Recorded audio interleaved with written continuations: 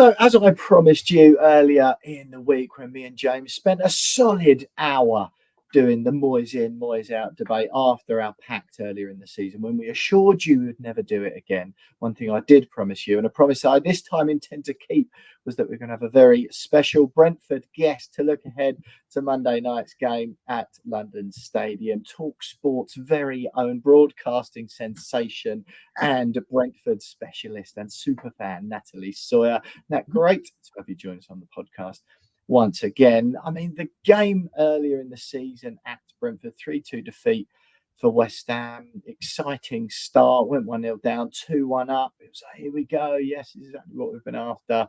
Threw the game away, really disappointing and frustrating. But it was a sort of a blip in an otherwise pretty good start to the season points-wise. And you come to London Stadium on Monday at a really peculiar time for West Ham. The mood among, it's hard to say the majority of the fans, but it's not, but a large part of the fans is awful.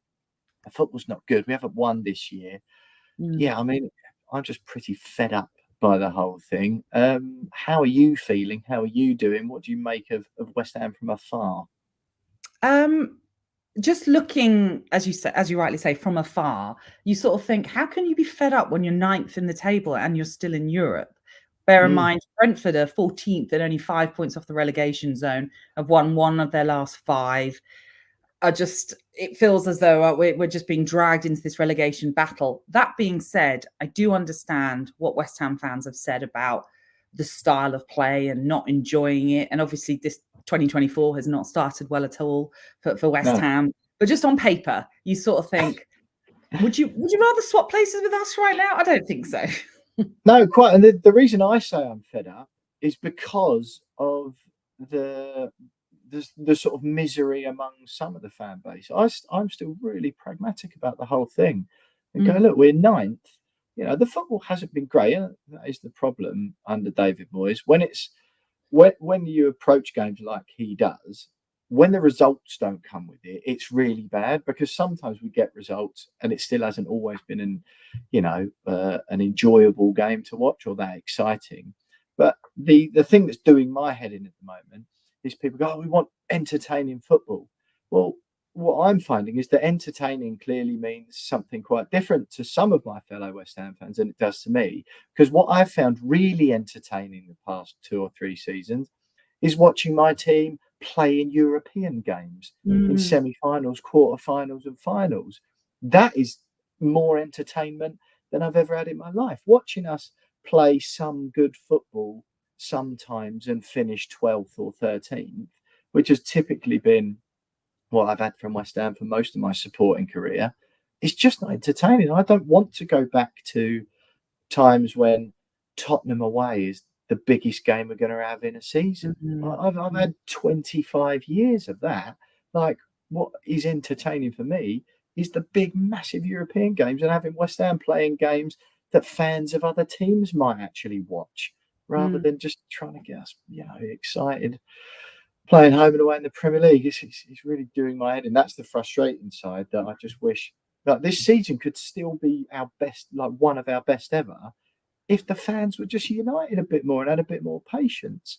There is loads of nuance in the conversation, and it's always hard to do those. You'll find it, no doubt, as well. It's hard to do that in sort of 10, 12-minute radio segments or stuff on TV. Even when me and James did an hour-long podcast earlier in the week, you still come away sort of going, there's this little bit of nuance that I didn't mention. Yeah, it's just difficult. But how are you finding it from a Brentford perspective at the moment? You talk about relegation battle there. Lots of West Ham fans are using Thomas Frank as an example of a manager who could take West Ham to this next level. But how are you feeling from a Brentford side of things? Well, listen, at this moment in time, our football isn't great. We're not playing this wonderful, expansive, exciting style, because actually, if you look at our last 5 fixtures, we've played Spurs, City, Nottingham Forest, Liverpool, and then City again. So predominantly in that sort of run of games, we've had to be the low block side that hope to hit you on the counter. So, because, even take the City game most recently on Tuesday night. There's no way you're going to go to the Etihad and go at City. It's very rare a team will do that. And if you do, and you lose and you get thrashed, I don't know, 5, 6, 7, whatever it is, you then get called, oh, how naive of Brentford to have gone into that game like that. Even though, retrospectively, I've seen people say how bad Brentford were in terms of how we set up. But I don't know what else you expect a team like us to do in those sorts of scenarios. That being said, the City game previously, the year before, when we beat them at the Etihad, I was there and I was so surprised at how actually we did go at City a little bit. But then we had a stronger team than we have at the moment, you know, in terms of the pace that we have in our side. We're kind of lacking that a little bit at the moment. Bryan Mbeumo is a massive miss. Obviously, it's great to have Ivan Toney back in the team and he's scoring, obviously. But he misses, I guess, don't get me wrong, him and Neil Maupay have been working well together, but I think he just misses that sort of, well, again, relationship he's had with Bryan Mbeumo that he's trying to build with Neil Maupay currently, but also that speed that, if I can hold up the ball, I know Bryan can bomb down that right wing and he'll be there, you know, in a flash, whereas Neil, unfortunately, doesn't have that speed to be able to catch up with play either. So that's where we're at right now. But we are having to play very defensive-minded a lot of the times, trying to counter, but we're lacking the pace to kind of play through teams. It might be over the top more. Yeah, well, that's what, you know, I've found a lot of the time, because I can understand, right? And I never dismiss people who say, I don't enjoy going to watch West Ham games at the moment and I pay good money to go and do that. So I totally understand that, right? And the fact that some people might want different or enjoy different things at their football team is fine.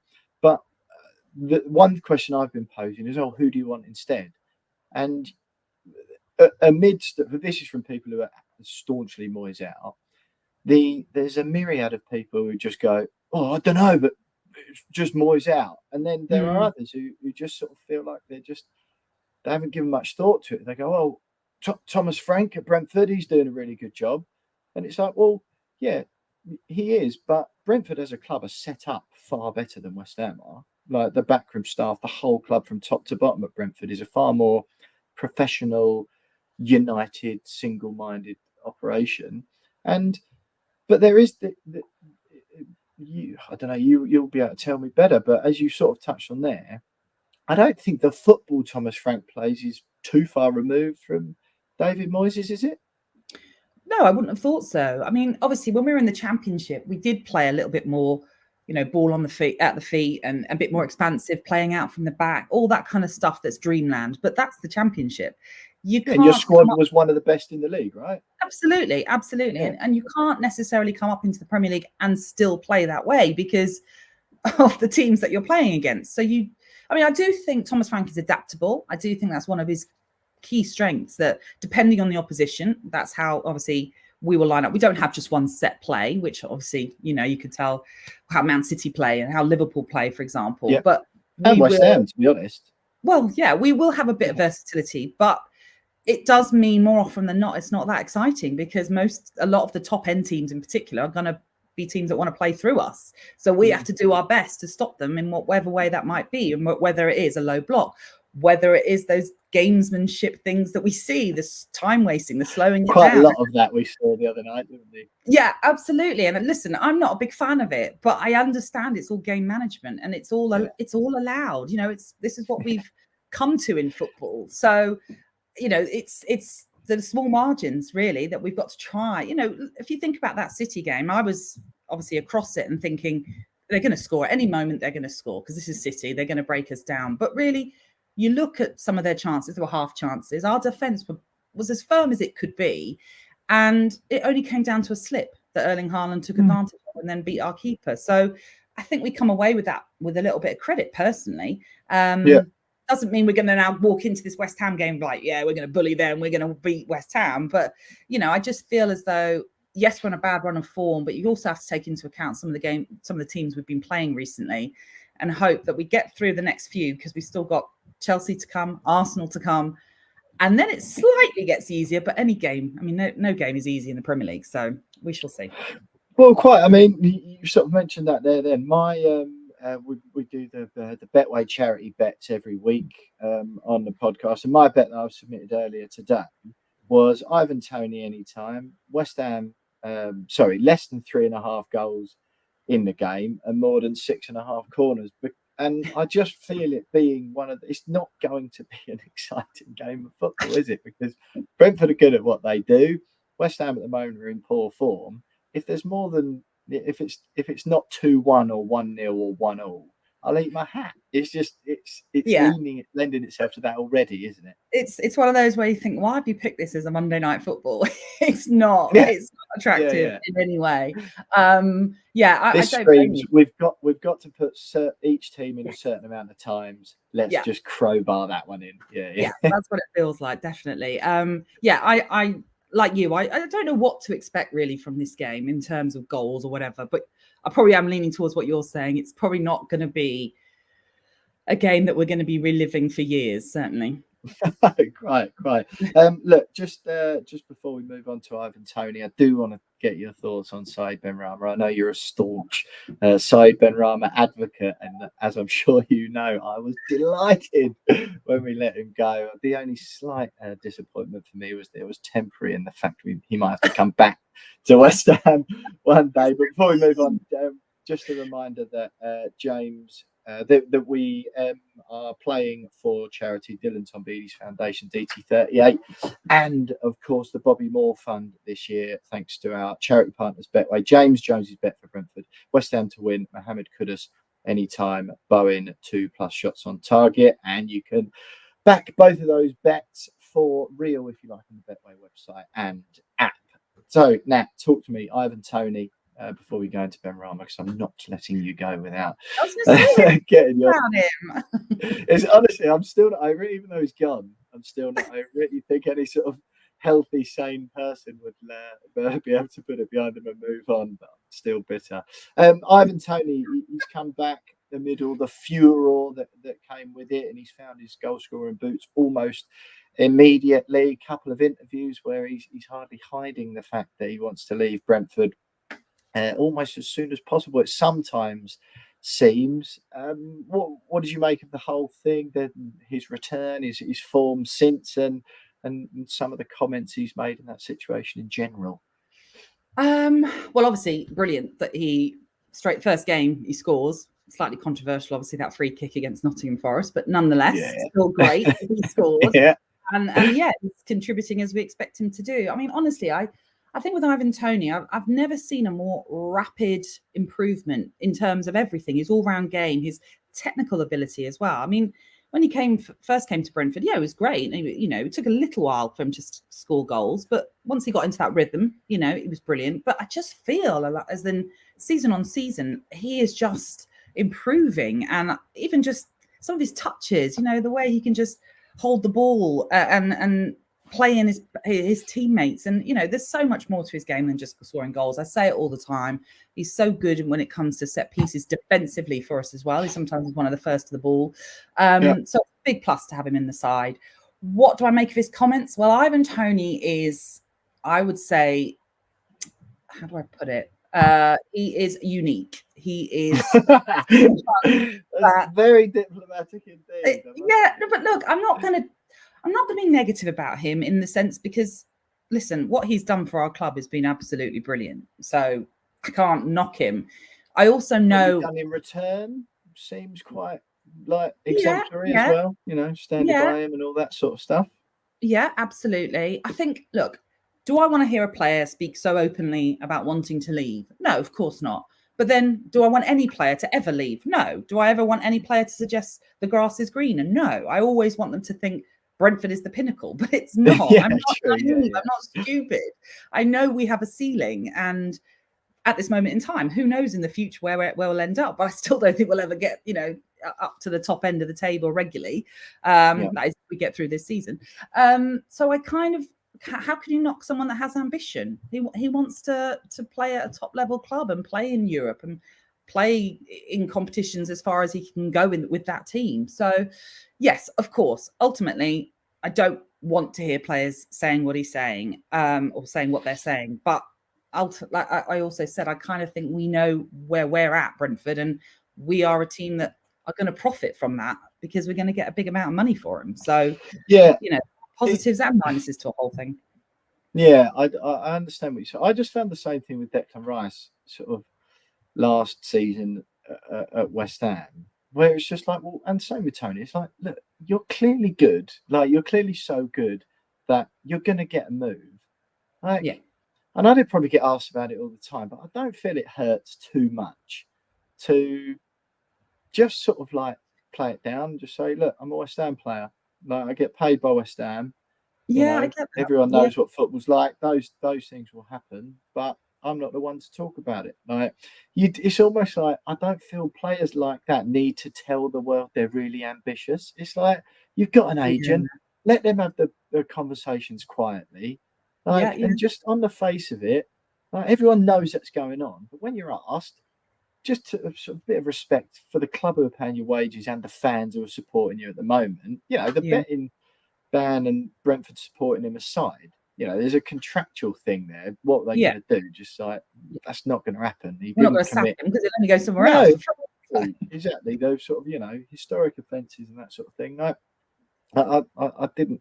Don't buy into too much that, oh, they stood by him so heroically. Yeah, yeah, But yeah, I do sort of find it doesn't hurt that much. It's not too much of a stretch to go, no, look, I yeah, play for Brentford. You know, transfer yeah. windows are there. We've all got agents, but I play for Brentford and I love playing for Brentford. And, you know, I'm going to keep doing my best for Brentford. That's all you need. And it But just does that forgive him a bit. that is probably why, though, I call him unique, because I don't think, I am pretty sure he's, listen, it's not like you say, it's not like he's just done one interview. He's done several interviews, and he's been filmed on holiday. He's been filmed, saying some Yeah. things that are a little, some fans could find disrespectful. I think I'm of a generation now where I'm just like, I just don't care. As long as you go out there and Yeah, score, yeah, yeah. I actually don't care, Yeah, because I yeah, know you're going to move on. And the fact you signed up to a big mega bucks agency last year, I think was a huge indication. You're right that you want a big move. Probably that was all he had to do. You've moved yeah, on. Don't say anything now. You're right. You're probably right. But as I say, I'm just at that age now, and I've been there in the league 2 days, so I'm enjoying where we're yeah. at right now, and just going, yes, yeah, it's not great what you're saying. I don't particularly like it. I wouldn't do it in your situation, but as long as you're scoring the goals and you save us this season, then go. Yeah, then crack on, mate. Yeah, yeah, Yeah, yeah. Yeah, it's where if he's giving it the big end and scoring 1 goal in 10, then it's like, yeah. maybe reconsider, Ivan. Yeah, fair enough.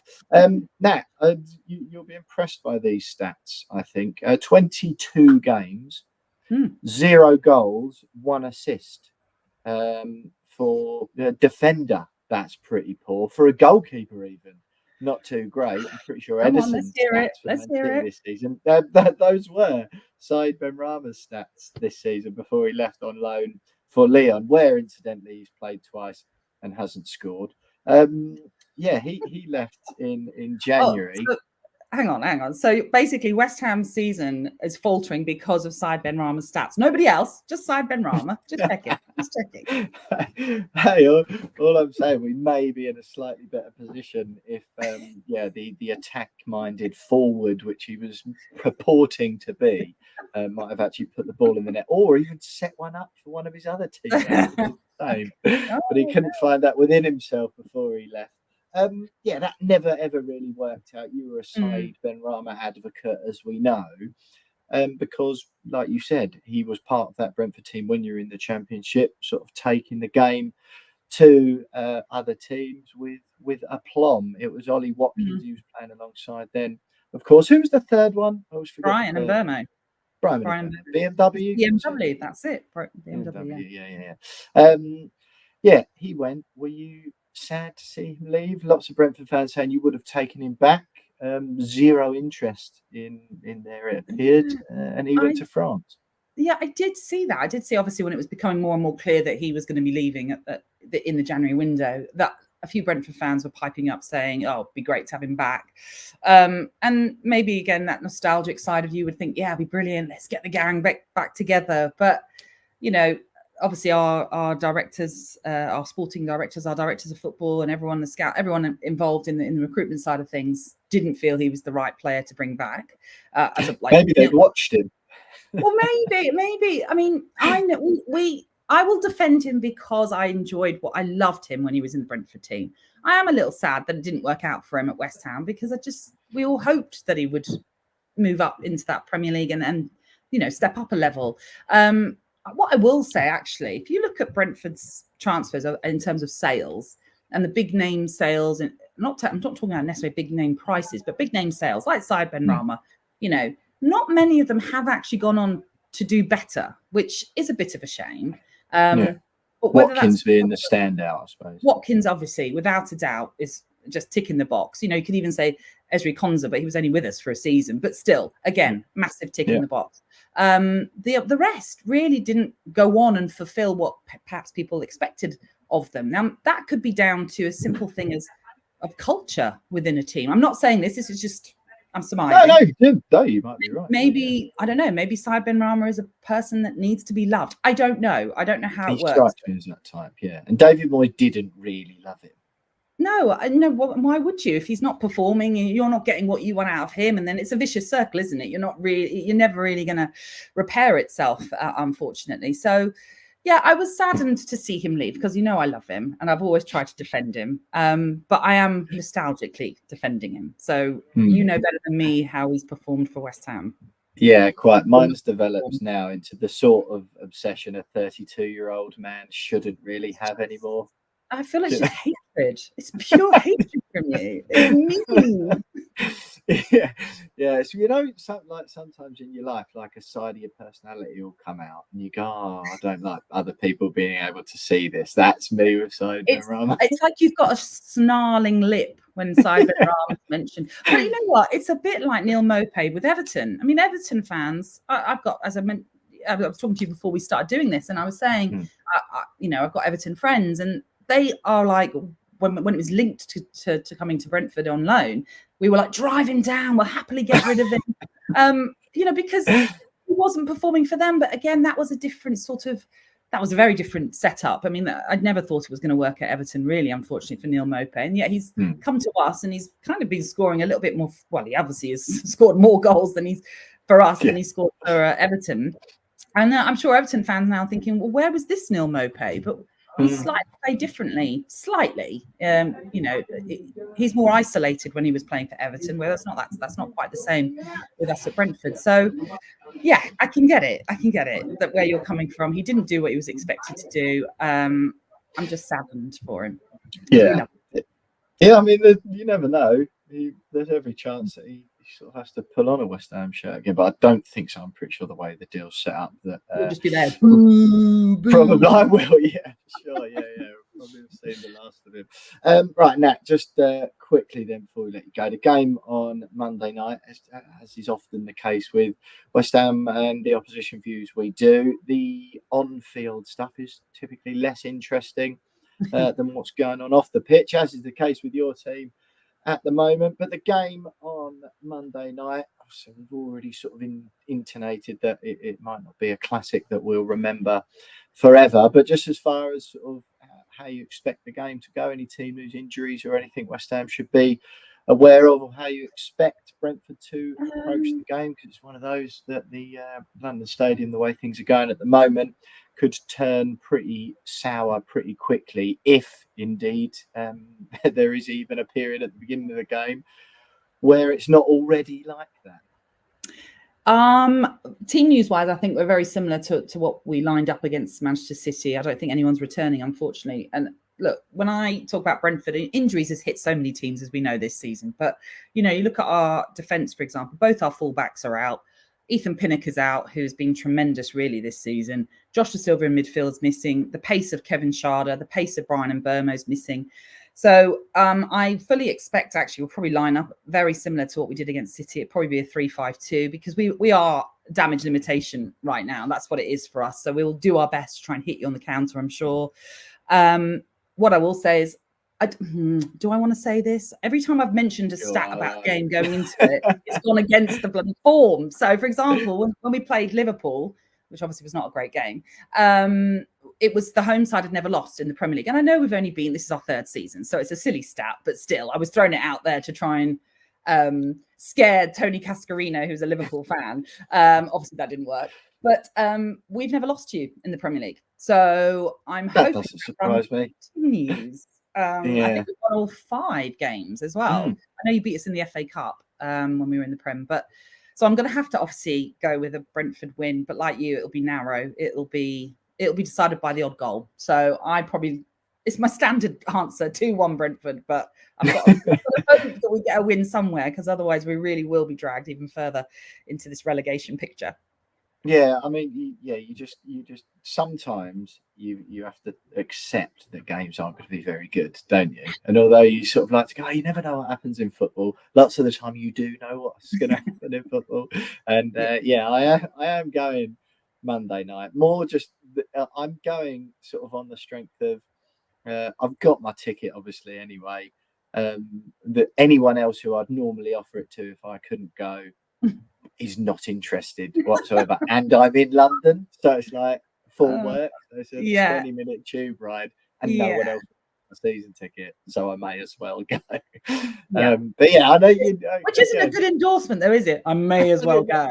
No, not really. No, I just think I'm just not enjoying it at the moment because the general feeling around the club. I do, I'm not saying in the old days at Upton Park it was loads different, but there just does seem a different sense around like lots of the West Ham fans at the moment. And gone are the days, and perhaps that's a societal thing a bit more, and it's like our old clubs, but gone are the days, it seems, of, well, look, the fans feel like they can play a part, and when things are going bad, let's sort of get behind them even more to give them a bit of support. Saw it like the last time I feel like I saw it really in the modern day was Everton at the Frank Lampard when the team, when they were struggling, they were rubbish. Really got behind them. We're not even that rubbish. We're 9th in the league. That's better than the vast majority of the last seasons we've had over the last 25 years.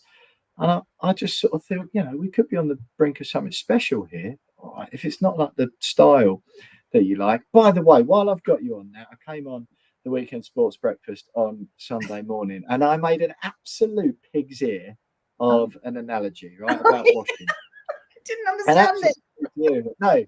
No, what I was trying to say was, and I got it the wrong way around from the off, it was 7 o'clock in the morning on a Sunday, I'd hasten to add, for anyone accusing me of rampant misogyny.